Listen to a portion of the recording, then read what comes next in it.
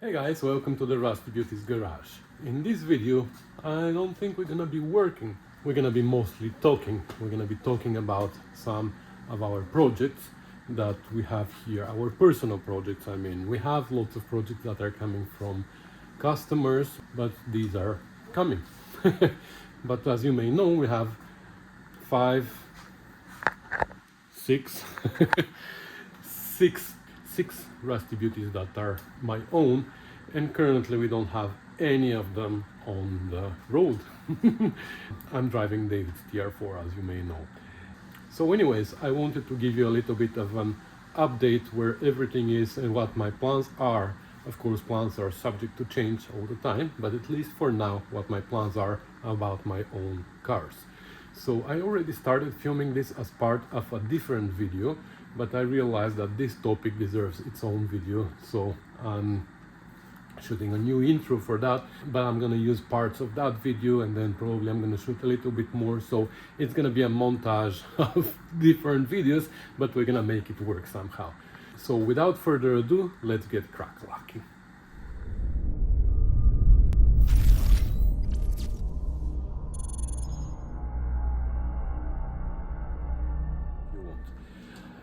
Now let's talk about our other projects. And what other projects am I talking about? Well, we all know that I have this car in the corner, my GT6, that has been in this condition for years now. I mean, all the welding was done on the body, all the body work was done. It is halfway painted, so the light gray that you see is high build primer over epoxy primer. The dark gray that you see is still only epoxy primer. It still needs to be sprayed into a high build primer, and then we can continue with the color after that, which we determined for this car a long time ago that it's gonna be Damson red. The bonnet is over there, that's also in epoxy primer, still needs to be sprayed in high build primer. The chassis has all been painted. There were few issues that we dealt with. We needed to weld and whatever, but it was very minor. It's been welded and painted and all that, so it's good. The suspension was rebuilt long time ago, but then later I went ahead and I got rid of the Rotoflex, or the donuts as some people like to call them, and I went with CV joint conversion for the rear suspension. So that's done. The front suspension is still the original, but I got something that is going to improve both front and rear suspension, but we're going to talk about that when the time comes in the next few videos. We rebuilt the engine maybe a year and a half ago, but I never started it. It's a shame, I know. What is holding me are the carburetors, because I started rebuilding the carburetors. I rebuilt one, I zinc plated all the screws and all that, and the other carburetor still needs to be rebuilt and the screws need to be de-rusted, zinc plated, but that's something that I'm so not willing to do because it takes a lot of time. So that's what's holding me, but I have idea about that, and we're gonna talk about it again in the upcoming videos about this car. I know that I made thousands of promises that I'm gonna keep working on this car, and I keep not working on this car. And some people say that I should paint the body and that's gonna bring back the motivation. Believe me guys, it's not that I am lacking motivation. I'm so motivated to finish this car. The problem is I'm lacking time. It's not the motivation, but whatever. I don't want to make any more promises, but I am gonna attempt for real to finish this car for the next summer, or at least fall, maybe for British Car Day and for the trials, which I attended this year for a second year in a row with David Tashingham's car, Chef Tash. Not with my own car, because I don't have a car that's on the road right now. I have 6 cars and they are all off the road, which is a shame, isn't it? And again, my problem is the lack of time. So for the last few years also, I was working on this project right behind me, right? Do you recognize it? If you don't know about it, this is my son's Miata, which we bought when he was 14, and that was like almost 3 years ago now. and we've been working on this car. So we did a lot of welding on it, rebuilt suspension, and now we are into the painting phase of it. This is second coat of epoxy primer. So we did all the welding, then we sprayed it in epoxy primer, then we did all the body work, and then we did another coat of epoxy primer. Next we need to sand it again and spray a polyester primer, and after that sand it and go with the color, which is gonna be white for this car. So unfortunately the nice days are over and we can't do that outside anymore. We have a spray boot, but it is the inflatable one, so there's no point of installing it outside. We're gonna make a mess of it, so we'd better build our own boots. Maybe David was saying maybe we should inflate it here. I don't know about that. I should watch my own video and see how big it is. Maybe we can fit it inside, I don't know, and inflate it right here and just paint the car inside. It's an option. The other option that I was thinking of was just dividing this part of the garage with just plastic sheet. All this is metal, so I bought a whole bunch of magnets, and with magnets on top, and we can I'm pretty sure we can create our own boot here, paint boot. So when we do that, we're gonna paint this car, and it's gonna be kind of done. Then it's just assembling the interior, installing all the lights and all that, and it's gonna be done. So I'm thinking, why don't I, since I'm gonna have a paint booth and everything cleaned up from here, why don't I put this body inside the paint booth and finish the painting as well? I think that's a good idea. And then from there it's just assembling. I have a D-type overdrive transmission that is for here. All we need to do is test it, and I'm pretty sure it's in a good shape. If it is not okay, we're gonna have to work on that as well, but we can start assembling it, you know. I know it's gonna take a lot of time, but maybe like I was doing before, if I do 1 day a week, or maybe sometimes 2 days a week, depending, because I'm expecting a few big projects to come for the winter from customers, but I don't want to neglect my own cars anymore. I want to start working on them. So I'm hoping that this is going to be my focus from my own projects for the next few months or the entire winter. Why not? I think I have all the parts, I have everything.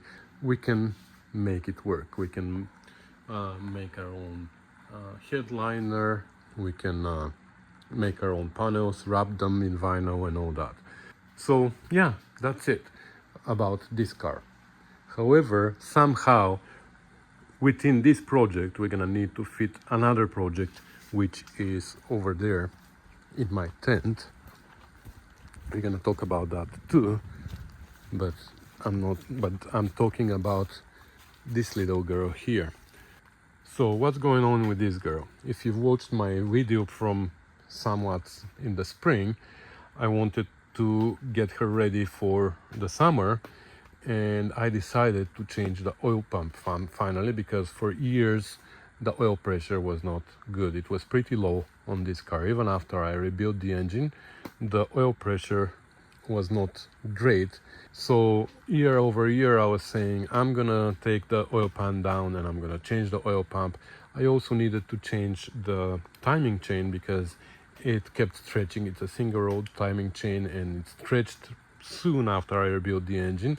So what I did was I took out the cover and I put a second tensioner, so I have a double tensioner inside. That fixed the problem for a while, and then the chain stretched even more, and since then it's been rattling like crazy, and that's how I'm driving the car for 5 or 6 years. So finally this year I decided that I was gonna put a new oil pump. I was gonna convert the timing mechanism from a single row to double row. I bought all the parts. I went to do that, and when I took the oil pan off, turned out that the low oil pressure destroyed my bearings on the crankshaft.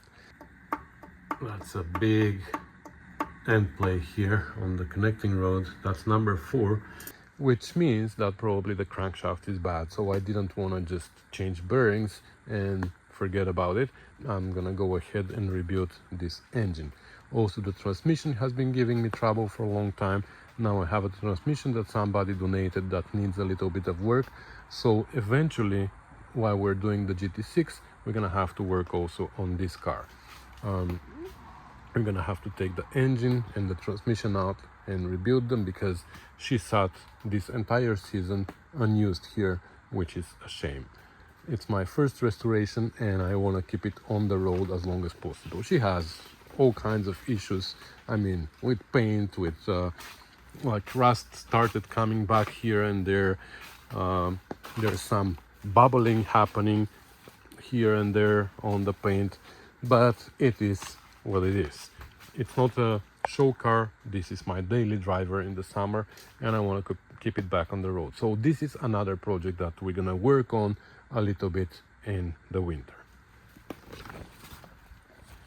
And then let's talk about this girl here. So this is my TR4 that I bought a few months ago, and it is in a very rough condition. It was sitting outside for 28 years, I think we determined, and I bought it with the idea to do a restoration, not restoration, a restoration, and put it back on the road with the rusty body. The body is not rotten, it is rusty. It has few little holes that we can patch, but the idea was to do this. You know this car, right? That's David Tashingham's TR4, Mr. Chef Tash, and we did exactly this last summer, and I used it now for a second time to go to the trials in the States. This time I think we drove about 900 miles and the car just performed absolutely flawlessly. It's like the best TR4 that I've ever driven, and the reason for that is because we rebuilt the brakes, we rebuilt the transmission, overdrive, suspension, even the engine. Now we rebuilt this spring, and everything on that car is done better than new. Believe me, it is better than new. The only thing that we didn't repair properly was the body. We did some repairs on the body here and there, but not a lot, and we kept the patina and all that. So the idea of this car is the same. I bought it in June, so I thought maybe if I take 2-3 weeks off of customers' cars and I work only on this car, I could do the same thing. I could rebuild the suspension, I could rebuild the brakes and all that I just mentioned about that car, and make it perfectly safe for the road. The body, like I said, it has a hole here and there that we could weld and then not even paint on top. I wanted to leave the repairs exposed and just clear coat over it. So wherever there's paint, there's paint. Wherever there's bare metal with surface rust, that's how it was gonna stay. You get the idea, right?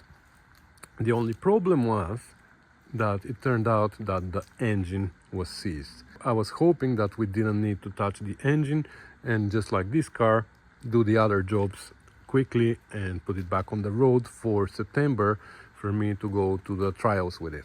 Unfortunately, like I said, the engine turned out to be seized. So we took it apart. Turned out that the crankshaft was damaged to a point where it's not repairable, so I needed another crankshaft. For that, I took the engine that was supposed to go into my TR3 that is sitting over there in the back. Took that apart, figured out that the crankshaft is good, so it's usable, but that took forever, and I realized at some point that I don't have enough time to rebuild the engine and do all the other jobs that I wanted to do until September. I bought all the parts. Everything is sitting in my office. I spent like $3,500 on parts for this car. So everything is there, except I didn't have time. I also figured out another problem with this car that I haven't showed you yet. I mean, I started shooting a video, but I'm halfway through it and then I stopped working on the car. So I'm gonna show you that eventually, but when I discovered this problem as well, it became like, okay, now there's so many issues with this car that I definitely won't have time to finish it for the trials, so there's no point to even start, because the idea was to do a quick project, just to put the car on the road on time for the trials. If I'm gonna take more time than that, then I'd rather do a good job, right? There's no point of doing a restoration when I can do a restoration. And if I'm gonna be doing a restoration, then maybe it's a better idea to actually finish the project that has been started already. I don't want to start another project for a restoration before I finish the previous project. So that said, I decided that I'm gonna do some work on my GT6. I'm gonna try to push it through in between other projects, and that's that. I'll tell you what the next steps are gonna be about this car in a video that is coming shortly. And we will see if after the GT6, whenever it's done, whether we're gonna be working on the TR4 since we have parts. Maybe at some point we're gonna have an idea to do a restoration again for it. I don't know what we're gonna do, but I don't know if that's gonna be the next project, or maybe that other girl over there. You might recognize my 1972 TR6 that is waiting patiently as well. My idea was after the GT6 to work on this car, but again, we're gonna decide which one we're gonna do after the GT6 is done, which hopefully is gonna be soon. So I have few engines here, one here, one over there in the back, that are TR6 engines that have been donated to me, and the engine in this car is also in real bad shape. So apparently it bent push rods, that's why the car was taken off the road. But yeah, anyways, at some point we're gonna work on this TR6 as well. And we also have the 1959 TR3 over there that I bought from David for $1, and sitting there, that's also a project that I want to work on, but I don't know when that is gonna happen. So basically these three cars are fighting for the next spot in the garage, the TR3, the TR4 and the TR6 inside. But I also have this 1968 Spitfire that is sitting here for a long time, and it was actually my second project. While I was still working on my 66 Spitfire, I bought this car with the idea to restore it next, but somehow it got pushed to the side and now it is last in line. Always it is last in line, but I'm still not giving up on it because I have great plans for it. I want to replace the engine with the GT6 engine and maybe cut it and stretch it a little bit and turn it into a four-seater. Isn't that a great idea? Four-seater Spitfire with a GT6 engine. That's gonna be interesting project. But anyways, these are my 6 trials. I also wanted to show you at the end of this video some more donations that came my way from some of you guys, and also about some more that are not here yet, but I'm gonna mention them as well.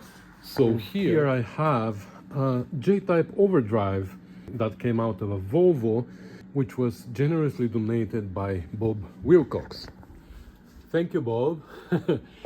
So Bob emailed me months ago and told me that he has this overdrive that he is willing to donate. And when we met this year at the trials, which I was there and got second in class with David's car, of course, with the TR4, because that's what I was driving. Hopefully next year I'm going to be driving my own car. So I met Bob at the trials and he personally delivered it to me for one of my Rusty Beauties. So I'm thinking that's going to go to the TR6, because for the TR4 I already have an overdrive. So I just need one more for my TR3. He also gave me this service manual and this A-type filter wrench for the A-type overdrive, and this alternator, which is actually freshly rebuilt. So thank you so much, Bob. Also another viewer, his name is Doug. Hi, Doug. So he also emailed me, and he has lots of leftover parts from his TR6 restoration, like fenders and seal panels and soft top that is actually might not be TR6, it might be TR4, so might be good for my TR4, and some other things that are really useful for me. I'm gonna go pick them up soon. He is about hour and 20 minutes away from me, so I'm gonna pick those up. Thank you so much, Doug. And another one I want to mention, but I'm not gonna disclose too much yet. There's another Rusty Beauty coming to join the horde, as if I don't have enough. So some of you know, especially those of you who already offered free cars, but I had to pass on them, unfortunately, mostly because they're too far, but also because I don't have storage anymore. I don't have room where to store them, and I don't want to take a car and just put it outside and let it rust for another 10, 20, or I don't know how many years. I should start finishing what I have before I bring more. But this one in particular, I didn't want to pass on because it is a special car and it's donated by a special friend. So I'm gonna pick up that soon, maybe. I don't even know where I'm gonna put it, but I'm gonna pick it up soon, so stay tuned for that. And since you're still here at the end of this video, I'm assuming that you're one of my regular viewers, one of my probably only 2,000 or 2,500 regular viewers. Even though I have 26,000 subscribers, I know that my regular viewers are not that many.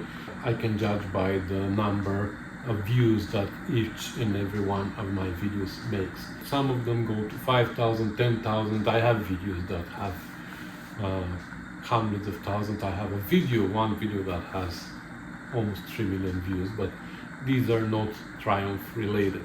So by the number of views my Triumph videos make, I can say that I have 2,000, 2,500 regular viewers, and that's, looks like our Triumph community is not that big. I know that probably if I was working on some other make like a VW Bug, for example, or VW buses or anything else, would allow me to make a living on YouTube, but doing Triumphs I can't. So since we are only our people here now at the end of this video, I'd like to take the opportunity and talk a little bit about my situation here with the YouTube channel and all that. You know that I make a living of my customers. I work on Triumph cars for people, and that's how I make my money. I make a little bit of a revenue on YouTube, but that's not a lot. When I put together all the hours that I spent editing these videos and put that next to the revenue that I make out of YouTube, it turns out I'm working for free. Like I'm editing for free, not working, but like I say many times, for working in the garage I'm paid. I don't need any support for that, but I need a little bit of support for the hours that I put in the videos. Believe me, it is crazy amount of hours, and the revenue from YouTube is almost nothing. So I really appreciate the help that I'm getting from those of you who are Patreons or send donations every once in a while via PayPal, or those of you who are donating parts and stuff like that. There's a big donation also that I didn't mention that is coming from Arizona, from a guy named Mike. Hi Mike. So he's also donating a big batch of parts that I'm gonna show you when they arrive. So it's appreciated. Things like these are really appreciated. But as you may know, my goal is to not work so much on customers' cars and start working on my own cars. So finish the project that I have, 6 of them, and like I said, the 7th one is coming, and then start bringing more. Then I can accept your free cars that you are donating, that I'm passing on now, and I can work on those as well and keep making a turnover while I'm learning, and I'm showing you how I learn, and also help you learn together with me how to work on these cars, discover new tricks and all that. So I'm not giving up on the YouTube videos. Even if I do them for free, I will continue to do them for free because I enjoy doing that. I'm not changing the make of the cars that I'm working on, just so I can make more revenue. I want to stay on Triumph because I really like the Triumph community, doesn't matter how small it is, but if I can work more on my own cars and less on customers' cars, maybe not give up completely on customers' cars, but if I can work a little bit more often on my own cars, that would be great. And there are many of you who keep asking me, when are you going to work on the GT6? Well, here's my answer. I can't afford working on my own GT6. So that's where I need a little bit help from you guys, and that's first of all by what you're already doing, sharing and liking and subscribing and all that. That is helpful because it helps me with the algorithm of YouTube to become more popular, so the algorithm shows my videos to more people, and this way more ads show on my videos. So that's one way to help. Another way is by buying merchandise. Under the video there's t-shirts, hats, mugs, etc. I make a little bit out of that. Like the company that produces them makes all the money. Of course I make a little bit out of that. So the best way to support me is by direct financial support, and I'm not asking for a lot. I mean, in my Patreon page, which is right here, and there's link in the description as well, you can become a Patreon, which means you basically donate $5 or $10 or $20 every month. You basically pay for watching my videos. Even if it is just $5, it helps. And when you think about it, I make almost every week I put up 2 videos. Almost, I say not every week, not all the time, but most of the time. So let's say I put 5 to 8 videos a month. So if you become a patron for $5, that means less than $1 for a video. And if you enjoy the videos and if you think that they're helpful for your project, less than $1 for a video is like nothing. But for me, it's something. So if you can afford it, I would appreciate if you can become a Patreon and support me a little bit more, so I can become closer to my goals and I can continue with the content that I'm producing, but working on my own cars. Like some people are telling me, just make the most interesting videos for Patreons only, and this way you're gonna force people to become patrons, because otherwise they're not going to be able to watch them, they're not going to have access. But I don't want to do that. I don't want to take away anything from those people who can't afford it, because I know that there are people who are willing to donate, but they just can't afford it. So I want these people to be able to have access to all of the videos too. So everything is available for free, but if you feel like donating and you can afford it, I would really appreciate it, because $1 here, $1 there, it adds up, and it's gonna let me be closer to my goals. And I'm pretty sure that if you're still here and watching this video, that's gonna be also in your favor, because obviously you enjoy my videos. So I don't wanna look like I'm begging for donations, but believe me, it is sometimes it is a little bit discouraging when I see my revenue on YouTube at the end of the month, and I'm like, why am I even doing that? No, I don't ever consider giving up on my YouTube. That's going to continue even if I don't make it, even if I continue not making enough revenue out of that. Don't worry, but anyways, I'm rambling, so enough of that. So that's the entire update on my personal Rusty Beauties. Of course, like I said, there's 3 big projects coming this winter, 2 engine rebuilds and 1 accident repair actually, which is still questionable. We're talking with the owner, but he's not sure if he can get the car back from the insurance yet.